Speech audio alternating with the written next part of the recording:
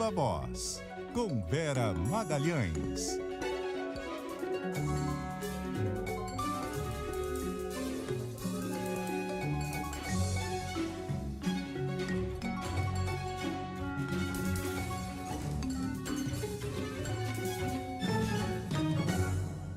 Oi, Vera, boa noite, tudo bom? Tudo bom, Carol? Boa noite para você, boa noite para o Muniz, boa noite para todo mundo que nos ouve, nos assiste. Boa noite, Vera. Vera, vamos começar falando sobre essa sabatina de Cristiano Zanin. A gente deu agorinha a informação de que a indicação dele foi aprovada na Comissão de Constituição e Justiça, vai ainda para o plenário, mas dá para a gente analisar um pouco como é que foi o tom do Zanin nessa sabatina. Ele teve um tom ali mais conciliador e fez até alguns acenos à bancada mais conservadora da casa, né? Muitos acenos, Carol. Ele procurou se mostrar como alguém de perfil baixo ali, um garantista, alguém que não tem inclinações político-ideológicas, procurou tratar o fato de ter defendido o presidente Lula, que foi o caso que o catapultou aí e que o tornou nacionalmente conhecido, como um caso a mais. Ele não deu nenhum destaque específico a essa atuação, procurou mostrar que não tem uma amizade com o Lula e nenhuma relação pessoal, disse que vai se declarar impedido de julgar ações nas quais tenha atuado como advogado e que cheguem à corte, mas não disse que pretenda se abster de julgar qualquer ação em que o Lula seja uma parte interessada ou envolvida, mas que diga respeito a fatos posteriores à sua atuação como advogado dele. Isso não é inédito, tá? Isso foi tratado com um certo escândalo ali por alguns, mas muitos dos ministros atuais do Supremo tiveram relações com os presidentes que o indicaram. O Gilmar Mendes foi advogado-geral da União, o Dias Toffoli foi advogado-geral da União, o Alexandre de Moraes foi ministro da Justiça. Nem por isso nenhum deles se declarou impedido de julgar ações concernentes a esses presidentes. O Toffoli, inclusive, votou no mensalão e ele tinha sido também advogado do PT, da bancada do PT na Câmara, tinha sido chefe de assuntos jurídicos ali da Casa Civil, e o Zé Dirceu era um dos envolvidos. Então isso não é inédito, isso é comum e é aceito na corte que seja dessa maneira, não costuma nem causar mal-estar entre os pares. Passou bem tranquilamente. O momento mais rumoroso ali foi quando ele foi inquirido pelo Sérgio Moro, pelo fato de que os dois já estiveram em lados opostos na Lava Jato, ele como advogado e o Moro como juiz. Tiveram alguns embates sérios na época e ele destinou algumas palavras duras ao Moro, mas dessa vez ele deixou esse passado de lado e não reagiu de uma maneira mais emotiva, nem mesmo às questões do Moro, que foram no sentido de tentar traçar essa relação pessoal entre ele e o Lula. Inclusive, propagando informações falsas. Disse que o Zanin teria sido padrinho de casamento do Lula, e não foi.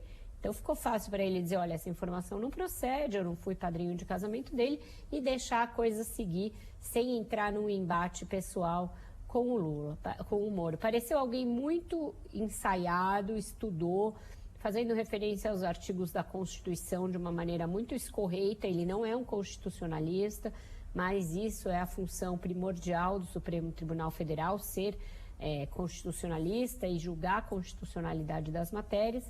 E ele se socorreu de um outro expediente que é muito comum em sabatinas também, que é, nos temas mais polêmicos, usar a carta de que eles podem ser objeto de julgamento da corte a posteriori e que, portanto, você não pode se antecipar a respeito de determinadas questões. Com isso, ele se eximiu de falar, por exemplo, sobre aborto, sobre a questão do marco temporal dos povos indígenas, que são questões que poderiam criar arestas ali com algumas bancadas, com alguns senadores. O resultado foi uma aprovação bastante tranquila na CCJ, muito cedo para os padrões de outras sabatinas. Inclusive o senador Davi Alcolumbre foi abrindo a votação para as pessoas irem votando enquanto a sabatina ainda transcorria, num sinal de que aquilo ali já não fazia mais tanta importância para o resultado, que o resultado já mais ou menos estava dado. Então, ele acabou tirando o peso da própria sabatina, ao dizer que as pessoas já poderiam votar porque a maioria já tinha a sua convicção formada e muitos precisavam sair, etc. Então, a sabatina foi se esvaziando por si só. E aí, essa aprovação por 21-5 é um placar bastante dilatado que deverá se repetir no Senado, no plenário do Senado. Falei hoje com o presidente do Senado, Rodrigo Pacheco. Ele esteve num evento de tributária que a gente vai tratar mais adiante, e ele deu ali como certa a votação no plenário do Senado da indicação do Cristiano Zanin e também do arcabouço fiscal. Então, num sinal de que o Senado está com uma agenda mais desimpedida, mais tranquila para o governo do que a Câmara.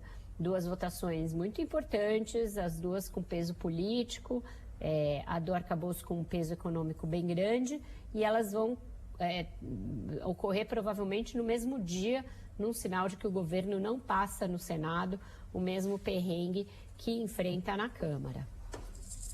Vera, acho que como você trouxe, né, a gente sempre fica na expectativa nessas sabatinas, né, de como que vai ser o tom ali, de se vai ter confrontos ou não, e quanto tempo ela vai durar, né? Esse acaba sendo um termômetro de como é que tá aí a aceitação pelo nome de cada um deles. Mas acho que nesse caso, o que se destacou foi esse fato inusitado de a votação ser aberta mesmo com os parlamentares ainda questionando, né? Então tinha parlamentar que depois que terminava a votação, o Moro, por exemplo, foi assim, terminou a arguição dele ali, as perguntas, e votou e saiu, deixou a comissão. Isso foi inusitado, né, comparando com as outras sabatinas. Bastante inusitado. Eu não me lembro disso ocorrer. Pode ser que tenha ocorrido. Faz tempo que eu não acompanho em loco as sabatinas. Já acompanhei muitas, mas eu me lembro delas irem noite adentro, de terem um tom bem mais aguerrido da parte de alguns senadores. Por exemplo, o ministro Fachin enfrentou uma sabatina duríssima. O André Mendonça teve ali o nome cozinhado por meses pelo mesmo Davi Alcolumbre, que demorou, se recusava a marcar a sabatina dele, fez o ministro ajoelhar no milho ali e ficar em banho-maria, tentou inclusive pressionar para que o Palácio trocasse a indicação. A sabatina do Toffoli também não foi muito tranquila. Nunca aconteceu de nem a CCJ e nem o plenário recusarem algum nome indicado pelo Planalto, isso nunca houve, mas já houve sabatinas menos em céu de brigadeiro do que essa. O Flávio Bolsonaro, agora no final, usou o tempo dele para fazer uma defesa do pai. Então, veja que nem a oposição foi muito para cima do Zanin. Cada um foi com a sua própria agenda ali, o Moro voltado para o Lula, o Flávio Bolsonaro voltado a defender o pai, mas ninguém foi com ênfase para cima do Zanin, por exemplo. O Flávio Bolsonaro poderia ter feito, porque o Zanin atuou, inclusive, como advogado eleitoral do Lula no ano passado, quando o Lula enfrentava o Bolsonaro. Mas ele foi com outro objetivo para lá. Então, acho que ele se valeu muito desse momento específico em que muitos senadores da oposição não querem comprar briga com o Supremo Tribunal Federal. E sabendo que ele seria aprovado, a ideia de ser um opositor ali muito forte, muito contundente, poderia, no cálculo desses senadores, causar problemas futuros. Alguns podem vir a enfrentar processos que cheguem ao Supremo por envolvimento em alguns desses atos golpistas, por fake news, por uma série de circunstâncias. Então, todo mundo resolveu se preservar um pouco e foi isso que deu a ele essa amplitude e essa sabatina tão tranquila, que pode resultar num placar dilatado também no plenário. Eu ouvi de um ex-ministro do Supremo, que eu encontrei hoje, que acredita que ele possa ser aprovado com algo em torno de 60 votos no plenário, que é bastante coisa. A gente sabe que são 81 senadores. Se passar com 60 ou mais de 60 votos, terá sido uma vitória do governo e um sinal de que o Senado hoje é uma casa mais pró-governo do que a Câmara. Bom, essa é uma das pautas do dia, né? O que não faltou hoje é notícia, Vera. Tem muita coisa também na área econômica. Hoje teve um evento em Brasília com o Haddad, o Lírio e o Pacheco para falar de reforma tributária. Eles engrossaram o coro de que agora vai, né? Foi, Carol. Eu estava mediando esse painel que contou com os três e ainda o presidente da CNI, que era a anfitriã do debate, juntamente com o Grupo Esfera. E o coro foi totalmente otimista, inclusive em relação aos prazos. Eu não sei se excessivamente otimista. No painel anterior, que tratou mais do projeto em si, estavam o relator, Aguinaldo Ribeiro, presidente do grupo de trabalho que trata da reforma, e o secretário especial de reforma tributária, que é o Bernard Api.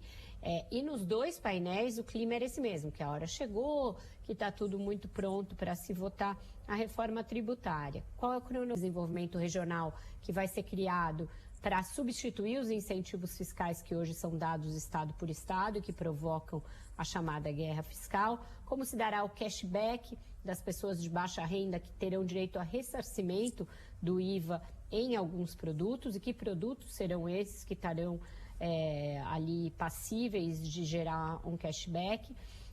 Quais os setores que vão ser excepcionalizados dessa coisa de um imposto único e de uma alíquota, podem ter uma alíquota menor? Listou alguns, diz que os setores de educação, serviços de saúde e também o setor imobiliário podem estar nesses beneficiados com alíquotas diferenciadas, mas a gente sabe que vai ter choradeira de quase todos os setores querendo criar um regime especial para si.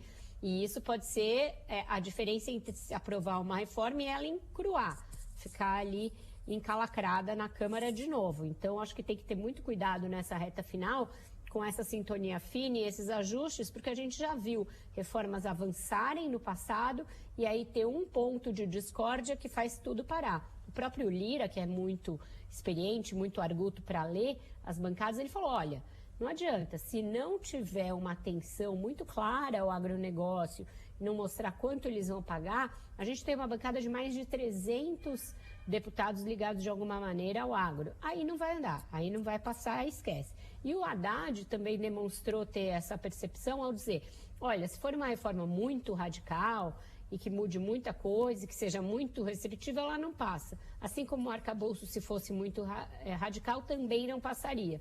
Então, eu acho que essa percepção de que tem de fazer alguma coisa, porque o nosso sistema tributário é muito caótico e que a reforma possível agora é essa com IVA dual e com algumas exceções, eu acho que se houver esse consenso, ela vai passar. As maiores resistências hoje estão no setor de serviços, que acho que vai ter a sua carga média aumentada, e também em alguns estados e municípios, mas essa dos entes federativos, os deputados e senadores acham que vai ser mais fácil de torear e de resolver. Então, a gente vai ter aí o termômetro nas próximas semanas. O cronograma é o seguinte, ele apresenta o relatório, mas a votação não se dará na semana que vem. Na semana que vem, o plenário da Câmara está trancado pelo projeto que volta o voto de qualidade no CARF. E também muitos deputados e muitos senadores não estarão no Brasil porque vão participar de um evento do Instituto do Ministro Gilmar Mendes em Portugal. Então, esse é um motivo não declarado pelo qual semana que vem não tem votações importantes no Congresso. Então, eles estão votando tudo agora e concentrando o segundo round ali para a primeira semana de julho. Então, adiando um pouco o recesso. Aí deve ter a volta do arcabouço para a Câmara e talvez a tributária no plenário da Câmara. E nessa pegada aí de falar sobre o cronograma, como que fica o cronograma do arcabouço, Vera? O marco fiscal foi aprovado hoje, né, na Comissão de Assuntos Econômicos, então agora avança um pouco mais. Qual que é o cronograma e o que a gente já entende aí, que pode mapear sobre o que os deputados devem fazer com essas mudanças que estão avançando aí no Senado, né? O texto vai mudar. Eles vão picar tudo e jogar no lixo, pelo que eu entendi.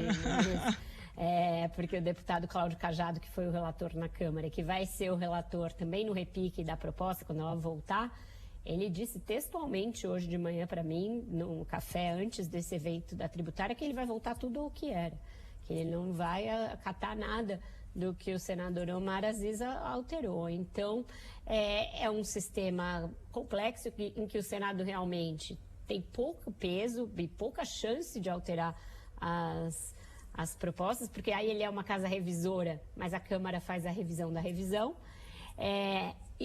Assim deve ser. A Câmara só vai poder analisar aquilo que ele alterar. Então, não é que você volta, eu até dei uma informação aqui um pouco imprecisa outra vez que eu falei a respeito, e o deputado Carlos Zaratini me escreveu para me corrigir, então agora é a chance de aclarar melhor isso.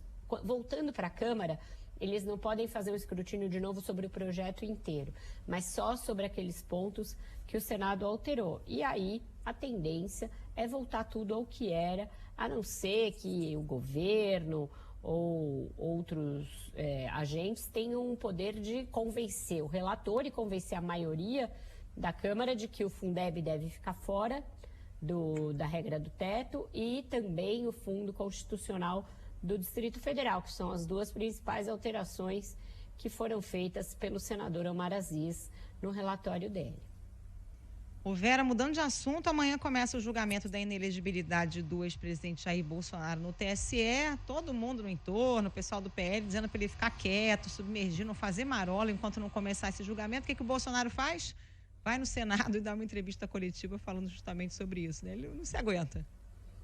Não se aguenta, Carol. Muito esquisito ele aparecer lá no dia em que o Senado está concentrado para votar a indicação do Cristiano Zanin justamente para o Judiciário, para o Supremo Tribunal Federal. Ele, a advogada dele, Karina Cufa, Flávio Bolsonaro, passaram o dia martelando uma tese que já foi refutada pelo TSE. Qual é essa tese? De que não poderia haver a juntada de fatos posteriores ao acontecimento que vai ser julgado amanhã, que é aquela reunião com embaixadores em agosto do ano passado. Isso porque o relator acatou que fosse juntado ao processo aquela minuta de golpe encontrada na casa do Anderson Torres e também fatos ligados aí ao 8 de janeiro.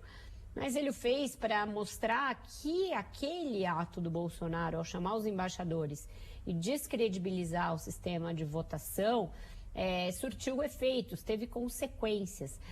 O Bolsonaro, a advogada, o senador Flávio Bolsonaro estão comparando, fazendo uma analogia entre essa juntada de fatos e o julgamento da chapa Dilma Temer, quando não foi aceita a juntada de fatos que poderiam levar à cassação do Temer depois que a Dilma já tinha sofrido impeachment. Acontece que é totalmente diferente. Ninguém vai cassar nenhum mandato do Bolsonaro, não cabe analogia, você está comparando alhos com bugalhos.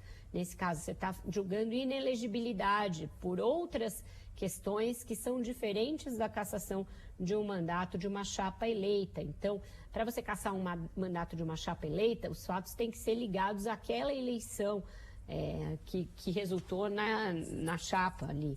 Então, não tem nada a ver uma coisa com a outra. Agora, a inelegibilidade vai se dar por uma série de atos que descredibilizariam o ex-presidente por atentar contra o Estado Democrático, tentar a supressão violenta do Estado Democrático de Direito e uma série de outros fatos. Abuso de poder político durante a campanha eleitoral, abuso de poder econômico pelo fato de tudo aquilo ter sido realizado no Palácio. E esses fatos supervenientes, os posteriores ao ato, estão sendo acrescentados como forma de mostrar que não é só um falatório banal, mas que teve consequências no mundo real, consequências concretas. Então, isso já foi negado em fevereiro desse ano por unanimidade pelo TSE, foram negados os recursos da defesa para que não se aceitasse a juntada desses fatos e a defesa do Bolsonaro não recorreu ao Supremo. Então, o TSE está dizendo, olha, essa questão está preclusa e ela não cabe. Tirado esse aspecto jurídico, tem um aspecto político do falatório do Bolsonaro, né? E aí a gente recai numa coisa que foi muito recorrente nos anos Bolsonaro, que é o fato dele sempre ser aconselhado a se moderar, aconselhado a pegar leve, aconselhado a isso e nunca fazer nada daquilo que o aconselham. Porque você não modera um radical, né? Não é possível você imaginar que alguém que tem uma mente radical, que é absolutamente radicalizado, que só existe num ambiente extremamente radicalizado e que cuja única razão da eleição foi a radicalização política, que essa pessoa vai se moderar, porque ela não irá se moderar nunca. E isso é a essência, é a síntese do Bolsonaro. É isso que faz dele esse fenômeno que ele é, de fato, de atração de eleitores, mas que também faz com que ele não cresça essa base de eleitores e que, portanto, não tenha sido reeleito, porque tem pessoas que resistem, que têm uma certa aversão a esse estilo. Então, é isso, é o Bolsonaro no seu estado natural, sem ser contido por ninguém e nunca aceitando conselho algum para pegar mais leve. Vera, e falando aí dessa atualização do caso do senador Marcos Duval, né, um senador bolsonarista, ele informou que passou mal, né, e agora anunciou que vai deixar a CPMI dos atos golpistas, pediu licença do Senado, isso tudo após aquela operação na semana passada da Polícia Federal em endereços dele. Não é a primeira vez que ele fica nesse vai e vem, né, olhando aí no histórico dele. Não é, naquela ocasião em que ele denunciou primeiro um plano para tentar afastar o ministro Alexandre de Moraes e disse que foi procurado pelo então deputado Daniel Silveira a pedido do Bolsonaro, mas que depois denunciou Alexandre de Moraes, depois ele negou aquilo que ele mesmo tinha dito, ele chegou a ameaçar, inclusive, renunciar ao mandato, voltar aos Estados Unidos e enfim, sair da vida pública. Nada daquilo aconteceu e agora ele se afasta da CPMI dos atos golpistas e tira uma licença de 115 dias. Por que 115 dias? Para que o seu suplente não assuma.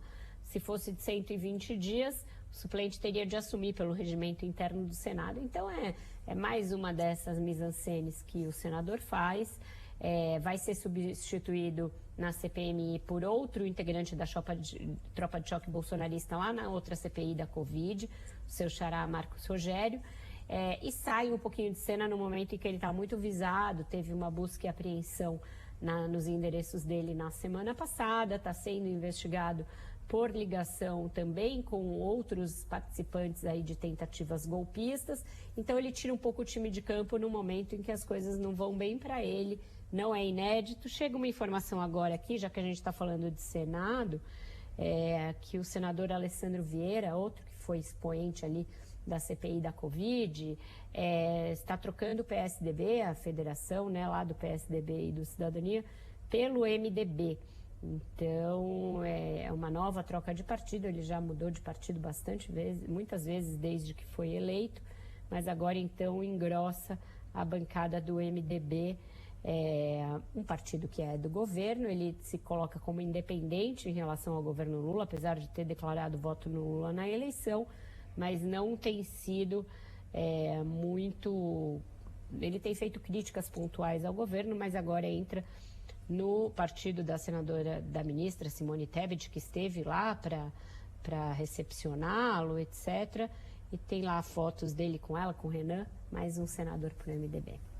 Já tinha esse zum de que ele podia ir para o MDB, e tem o Randolph, né, que está sem partido. Peraí, caiu meu áudio aqui. Voltei a ouvir a Carol. Desculpa. Não, tava lembrando que já tinha esse rumor de que o Alessandro Vieira podia ir para o MDB. Esse mesmo rumor existe em relação ao Randolph, né, que está sem partido depois que saiu da rede, mas ele disse que só vai decidir depois do recesso. Ele tinha uma possibilidade de ir para o PT, que arrefeceu, porque ele não tem boas relações com a cúpula do PT lá no estado dele, no Amapá. Então, também está aí num limbo que a gente não sabe para que partido ele vai. Já está rolando a votação no plenário, não temos o resultado ainda, mas em instantes deve ser a tendência realmente a aprovar o nome do Zanin.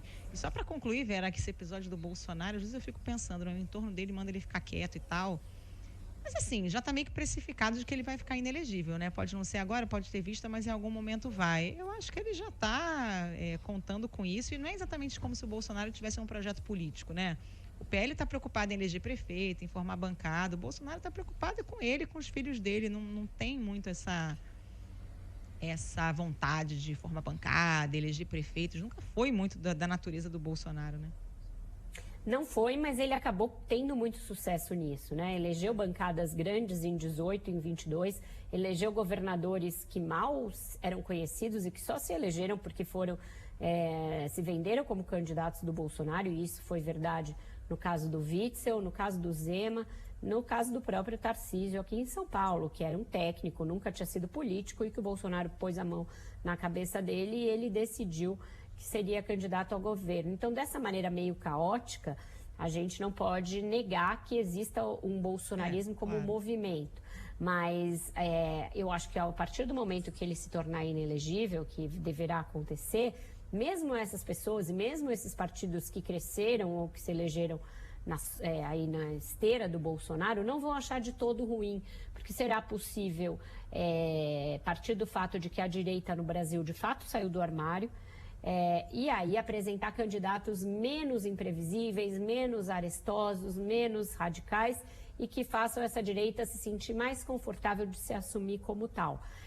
Então não é um mau negócio nem para o PL, nem para esses governadores que se elegeram na esteira do Bolsonaro, que ele saia de cena com toda essa criação de problema que ele traz sempre com ele. Só falta combinar com o próprio. Vera, obrigada, viu? Boa noite para você. Até mais. Boa noite para vocês e até amanhã. Tchau, tchau. Boa noite, Vera. Tchau, tchau.